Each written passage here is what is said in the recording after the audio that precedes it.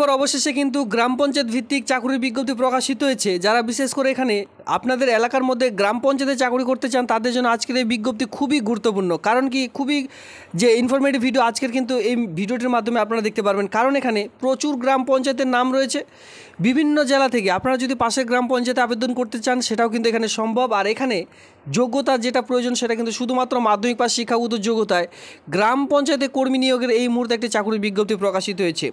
যেখানে বলে রাখি, আপনারা চাইলে অল ওভার ওয়েস্ট বেঙ্গল জুড়ে কিন্তু এই গ্রাম পঞ্চায়েতে পোস্টের জন্য আবেদন করতে পারবেন। যারা বলেছিলেন যে গ্রাম পঞ্চায়েতে কবে চাকরির বিজ্ঞপ্তি প্রকাশিত হবে, ইতিমধ্যে শুধুমাত্র মাধ্যমিক পাস, আলাদা কোনো রকম যোগ্যতা প্রয়োজন নেই, শুধুমাত্র মাধ্যমিক পাস শিক্ষাগত যোগ্যতায় বিভিন্ন রকম গ্রাম পঞ্চায়েতের নাম কিন্তু আজকের এই বিজ্ঞপ্তির মাধ্যমে দেখিয়ে দেবো। মানে লিস্ট প্রকাশিত হয়েছে, প্রচুর লিস্ট। সেই লিস্টে যাদের যাদের গ্রাম পঞ্চায়েতের নাম রয়েছে তারা আবেদন করতে পারবেন। যাদের লিস্টে গ্রাম পঞ্চায়েতের নাম নেই, মানে আপনাদের এলাকার গ্রাম পঞ্চায়েতের নাম নেই, তারাও কিন্তু সেখানে আবেদন করে নিতে পারবেন। তো দেখুন, খুবই গুরুত্বপূর্ণ একটি চাকরির বিজ্ঞপ্তি। এখানে আপনারা দেখতে পাচ্ছেন আমি কিন্তু ইতিমধ্যে West Bengal management system, West Bengal panchayat management সিস্টেমের যে অফিসিয়ালি সাইট, সেই সাইটে ভিজিট করেছি। আপনারা চাইলে সেই সাইট থেকে নোটিশটি ডাউনলোড করতে পারবেন, অথবা সরাসরি গভর্নমেন্টের যে অফিসিয়ালি সাইট রয়েছে রাজ্য সরকারের, সেখান থেকেও কিন্তু ডাউনলোডটি করা যাবে। আমি আপনাদের একে করে নোটিশগুলি দেখিয়ে দেবো। যদি কেউ নোটিশগুলি ডাউনলোড করতে চান অবশ্যই টেলিগ্রাম গ্রুপ ভিজিট করুন, সেখান থেকে কিন্তু এক এক করে ডাউনলোড করে নিতে পারবেন। তো চলো সরাসরি আজকের এই রিক্রুটমেন্টের নোটিশটি এক এক করে দেখে নেওয়া যাক। দেখুন, আমরা এলিজিবিলিটি ক্রাইটেরিয়াতে আসবো। ফার্স্ট অফ অল এখানে দেখতে পারবেন the application must be citizen of India, ভারতবর্ষের নাগরিক হতে বলা হয়েছে। আর এখানে আপনাদের যে বয়স প্রয়োজন সেটা কিন্তু 18 ইয়ার্স।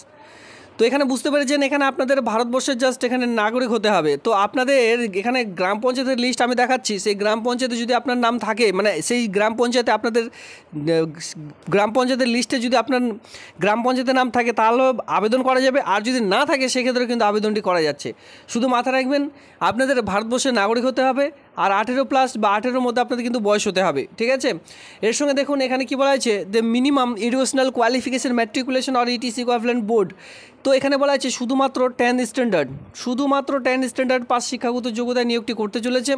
কোনোরূপ আলাদা কোনো রকম কোয়ালিফিকেশনের কিন্তু এখানে প্রয়োজন নেই। এবার এখানে বলা হয়েছে 3 নম্বর পয়েন্টে দেখুন, higher qualification will be given.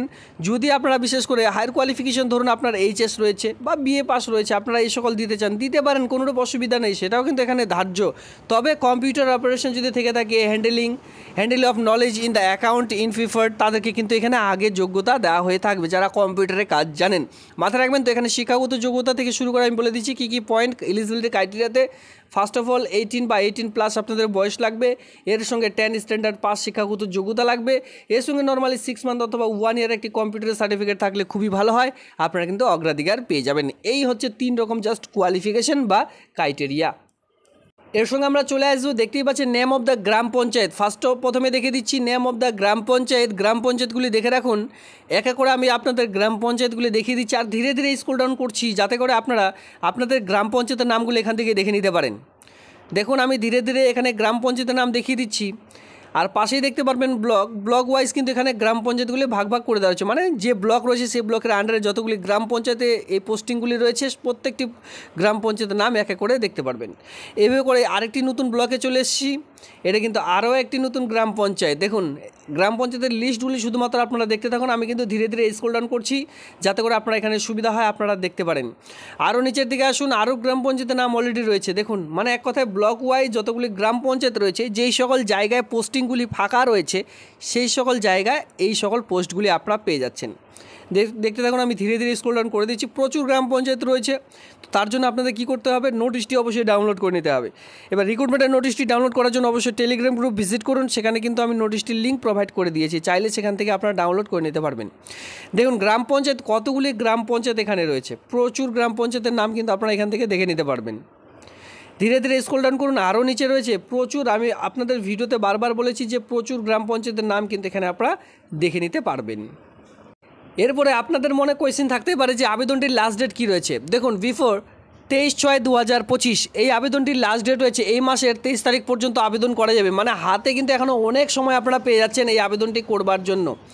এই মাসের 23 তারিখ পর্যন্ত আবেদনটি করা যাচ্ছে, 23/5/2025। আর অফিসিয়ালি টাইম সোমবার থেকে শুক্রবার। আর অবশ্যই 10টা থেকে বিকেল 5টা পর্যন্ত যে ফর্ম, সে ফর্ম কিন্তু জমা নেওয়ার কাজ চলছে।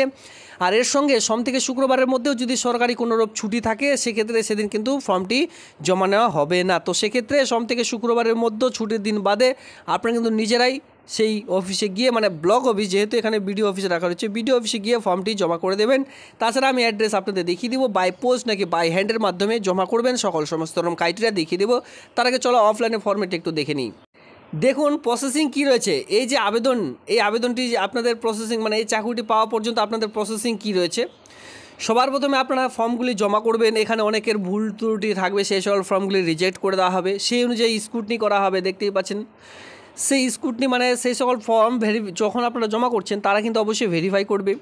যে সকল ফর্মগুলি অনেক কাটাকাটি থাকবে, অপরিষ্কার থাকবে, সেই সকল ফর্মগুলি রিজেক্ট করে দেওয়া হবে। বিভিন্ন রকম কারণে রিজেক্ট করা হয়ে থাকে।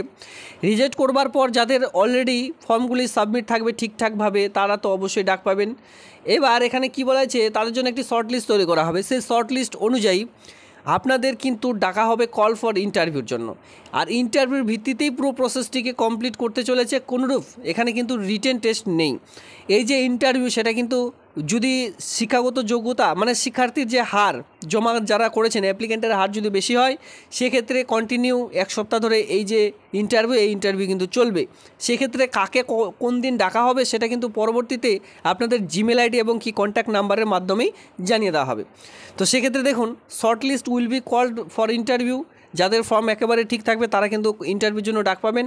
এবার এখানে বলে যায় যে 14 মার্কের কিন্তু আপনাদের যে ইন্টারভিউ, সেটি কিন্তু না, বিভিন্ন ধরনের স্কিল, যেমন কম্পিউটার স্কিল কিছু কোয়েশ্চেন করানো হবে, বা কিছু আপনাদের আরও কিছু যে কোয়েশ্চেনগুলি, সেই সকল কোয়েশ্চেনের সঙ্গে সঙ্গে আপনাদের কম্পিউটার কিছু টাইপ করতে দেওয়া হয়ে থাকবে। এই সকল বিষয়ে আপনাদের জাস্ট ছোট্ট একটি ইন্টারভিউ, এই ইন্টারভিউতে পাস করে গেলে আপনারা কিন্তু সরাসরি কাজটি পেয়ে যাবেন। আর এখানে মাথা রাখবেন, এখানে কিন্তু যে বেতনটি পাবেন, অনেকের মাথার মধ্যে কোয়েশ্চেন থাকতেই পারে, বেতন কি রয়েছে। এখানে বেতন আপনারা পেয়ে যাবেন 750 টাকা করে পার ডে। ধরুন আপনারা 30 দিনেই কাজ করছেন, 30 দিনে আপনারা কিন্তু 750 টাকা করে পার ডে পেয়ে যাবেন। বেতন এখানে যেটা দাঁড়াবে, 30 দিন যোগ করলে 22,500 টাকা পার মান্থ যে স্যালারি, সেটা কিন্তু আপনারা এখানে পেয়ে যাচ্ছেন। তবে যেদিন কাজ করতে যাবেন সেদিনই কিন্তু, যখন ছুটি করবেন তখনই আপনাদের বেতন প্রোভাইড করে দেওয়া হবে সঙ্গে সঙ্গে। তো এটা কিন্তু আপনাদের পার ডে বেতন দেওয়া হয়ে থাকবে, ঠিক আছে। পার ডে বেতন এখানে কিন্তু দেওয়া হয়ে থাকবে। এখানে কিন্তু মান্থলি বেতন দেওয়া হবে না, পার ডে আপনাদের যে বেতন সেটা কিন্তু দেওয়া হবে। কিন্তু মাথায় রাখবেন 750 টাকা করে কিন্তু পার ডে আপনাদের স্যালারি রয়েছে। এই হচ্ছে অ্যাপ্লিকেশন ফরম্যাট, যেখানে দেখতে পারবেন নেম ইন ফুল, এখানে পুরো নাম বসিয়ে দিতে হবে। অন স্ক্রিনে আপনারা দেখতেই পাচ্ছেন। পরবর্তীতে দেখতে পারবেন এখানে নেম অফ দ্য হাজব্যান্ড অথবা ফাদার্স নেম বসাতে পারবেন। ডেট অফ বার্থ এখানে আপনারা দেখতে পাচ্ছেন যে মাধ্যমিকের অ্যাডমিট কার্ড অনুযায়ী ডেট, মান্থ, ইয়ার এক এক করে বসিয়ে দিলেন। এখানে মেল ফিমেল উভয় আবেদন করতে পারবেন। যারা মেল অবশ্যই মেল লিখবেন, আর যারা ফিমেল অবশ্যই আপনারা কিন্তু এখানে ফিমেল লিখবেন। ন্যাশনালিটি ইন্ডিয়ান বসাতে হবে। ম্যারিটাল স্ট্যাটাস, বিবাহ করেছেন কিনা, যদি করে থাকেন তাহলে ইয়েস দেবেন, যারা করেননি তারা কিন্তু এখানে নো দেবেন। এর সঙ্গে দেখুন এখানে বলা হয়েছে যে অ্যাড্রেস উইথ পোস্টাল, এখানে কিন্তু পুরো অ্যাড্রেস দিতে হবে, যেখানে village, post office, police station, district, pincode. এরপরে খুবই গুরুত্বপূর্ণ কন্ট্যাক্ট নাম্বার, আপনাদের যে মোবাইল নাম্বার, তার মাধ্যমে আপনাদের পরবর্তীতে জানানো হবে যে আপনাদের ইন্টারভিউ কত তারিখে রয়েছে, কটার সময় উপস্থিত থাকতে হবে। এই যে কন্ট্যাক্ট নাম্বার, আধার কার্ড নাম্বার বসিয়ে দিলেন। ইমেল আইডি আপনাদের কিন্তু খুব সুন্দর করে বসিয়ে দেবেন। আপনারা যদি SC ST হয়ে থাকেন সেক্ষেত্রে এখানে SC-তে রাইট চিহ্ন দিয়ে এখানে আপনারা দিবেন যে কাস্ট সার্টিফিকেট নাম্বারটি বসিয়ে দিবেন, বা এখানে বলা আছে ইয়েস অর নো, ইয়েসও দিতে পারেন এখানে কিন্তু, ঠিক আছে। তো এইভাবে করে নিচের দিকে আসুন। এখানে আপনারা দেখতে পাচ্ছেন ম্যাট্রিকুলেশন, কম্পিউটার নলেজ, এরপরে হায়ার কোয়ালিফিকেশন ইফ এনি যদি থাকে। ফার্স্ট অফ অল যেহেতু মাধ্যমিক পাশেই, কোন বোর্ডে পাস করেছেন সেই বোর্ডটির নাম, কোন সালে পাস করেছেন, এরপরে কত পার্সেন্টেজ মার্ক নিয়ে আপনি পাস করেছেন, এভাবে করে কম্পিউটার বসিয়ে দিলেন। এরপরে HS বসাতে পারেন। এরপরে এনি আদার্স কোয়ালিফিকেশন, BA যদি থেকে থাকে সেই সকল কিন্তু এখানে অ্যাটাচ করে দিতে পারেন। এক্সপিরিয়েন্স যদি থেকে থাকে সেক্ষেত্রে দেবেন, যাদের নেই তারা কিন্তু একেবারে ছেড়ে দেবেন। একেবারে নিচের দিকে আসুন, সিগনেচার ইন ফুল, পুরো সিগনেচার করে দিয়ে ডেট প্লেস দিয়ে এর সঙ্গে যাবতীয় ডকুমেন্টস, মাধ্যমিকের অ্যাডমিট, মার্কশিট, এর সঙ্গে HS যদি থেকে থাকে HS-এর মার্কশিট, সার্টিফিকেটগুলি দিয়ে, যতদূর কোয়ালিফিকেশন রয়েছে 6 মান্থের একটি কম্পিউটার সার্টিফিকেট দিয়ে, এরপরে আপনাদের যদি কাস্ট সার্টিফিকেট থেকে থাকে, আধার কার্ড, ভোটার কার্ড, এই সকল ডকুমেন্টস সেলফ অ্যাটাস্ট করে একটি খামের মধ্যে ভরে তারপরে কিন্তু ফর্মটি জমা করতে যাবেন। যে পোস্টটির নাম রয়েছে সেই পোস্টটির নাম হচ্ছে পিএলভি, ঠিক আছে। গ্রাম পঞ্চায়েতে এই মুহূর্তে যে পিএলভি, এই পিএলভি পোস্টে কিন্তু চাকুরির বিজ্ঞপ্তি প্রকাশিত হয়েছে, যেখানে শুধুমাত্র মাধ্যমিক পাস শিক্ষাগত যোগ্যতা অল ওভার ওয়েস্ট বেঙ্গল জুড়েই কিন্তু এই সকল গ্রাম পঞ্চায়েতে আপনারা আবেদনটি করে নিতে পারবেন। পুরো প্রসেস কিন্তু আমি আপনাদের এক এক করে দেখিয়ে দিলাম, শিক্ষাগত যোগ্যতা, বেতন, বয়স, সকল সমস্ত রকম কী করে জমা করবেন, সকল সমস্ত রকম। এরপরও যদি আপনাদের কোনো রকম যে কোয়ারি থেকে থাকে অবশ্যই কমেন্ট সেকশনে কমেন্ট করবেন। ধন্যবাদ।